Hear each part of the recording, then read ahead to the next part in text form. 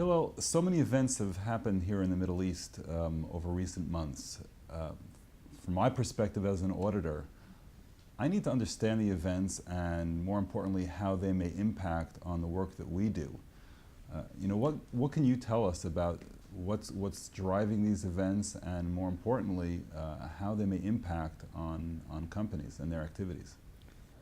Well, Ari, I think when you look at the Middle East and you look at Tunisia and Egypt, Syria, Bahrain, it's easy to try to think from a Western perspective or from the U.S. perspective of just trying to generalize what's really happening here. And in fact, any expert from here in the Middle East will tell you that you can't generalize, that none of the statistics that we think about line up. At the same time, I think we can't help ourselves. I mean, we love numbers and we love statistics, so let's look at some. I mean, I think one factor that's a very simple one is youth.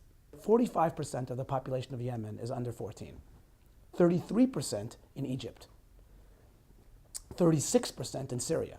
So a huge percentage of the population is young. Now you have economies that are growing, but when they're so heavily dependent on oil, 30, 40%, 45% dependent on oil, you wonder whether all these people can get jobs. And you start asking yourself, well, what's happening there? And you start going further. And you understand that, 21% of the population, I mean, it's an enormous number, an enormous change. 21% of the population in Yemen between 1999 and 2009 moved from the countryside into the city. So these are trends that are just starting, and we're going to see these taking us into the future. But more importantly, how are they impacting, or let's put it this way, why do we care? I mean, it's an interesting information, but why do we care? Okay, so why do we care is one major factor, and that's oil.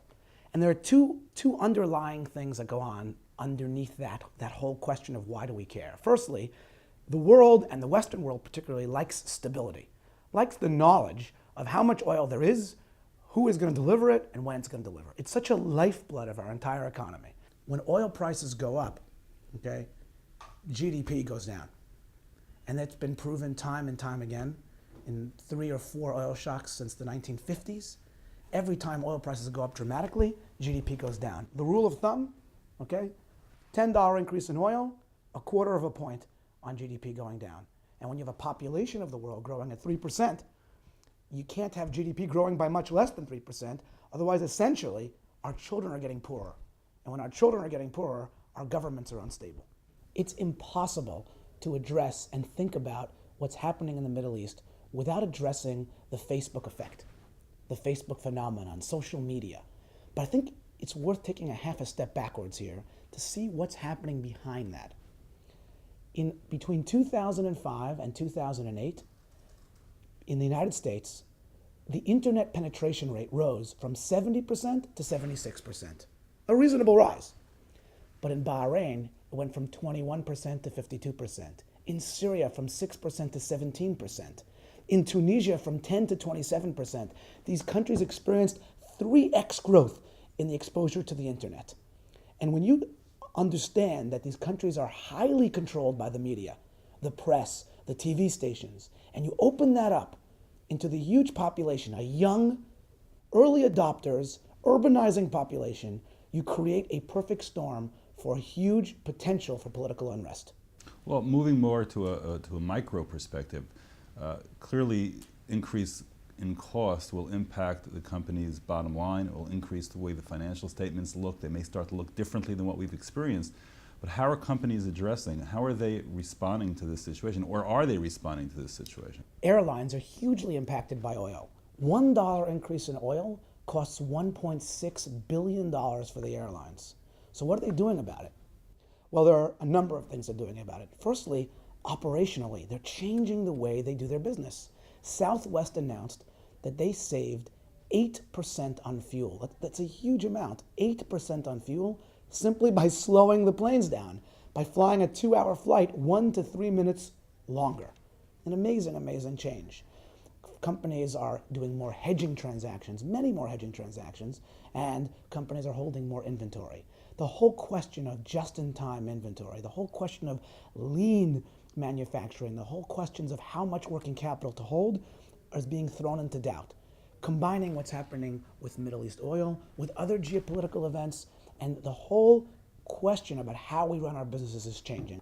I think that directly impacts how things work for you. Now you're talking about things that are actually having an impact on the kind of work that we do. You've mentioned a couple of points that I think actually do relate directly to the work that we do. You mentioned hedging, for example.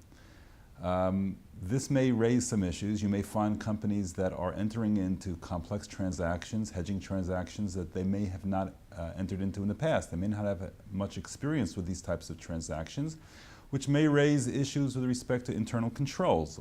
Do they have the necessary controls and processes in place to support their entering into such transactions and accounting for them properly? Will they be able to identify embedded derivatives if there are such components in the transactions? These are matters which, as I mentioned, clearly can impact on the internal controls as well as the financial reporting. We may be seeing things that we haven't seen in the past, and we need to understand that and to be able to address those properly from an accounting and auditing perspective. I wonder, actually, as we think about, or as you ask, now that I'm thinking about it, you think about the changes that are happening in the real live businesses. They obviously impact the financial statements as well. So even at the level of gross margin, I'd be curious for a comment about how those things are impacted.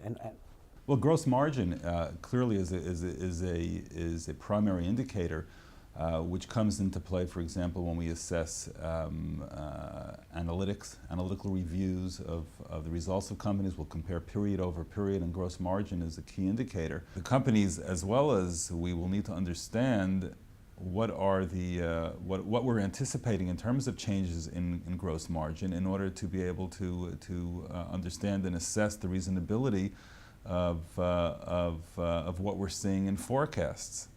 Hillel, always a pleasure. Thank you for your insights and perspectives. It's been insights on both sides. Thank you.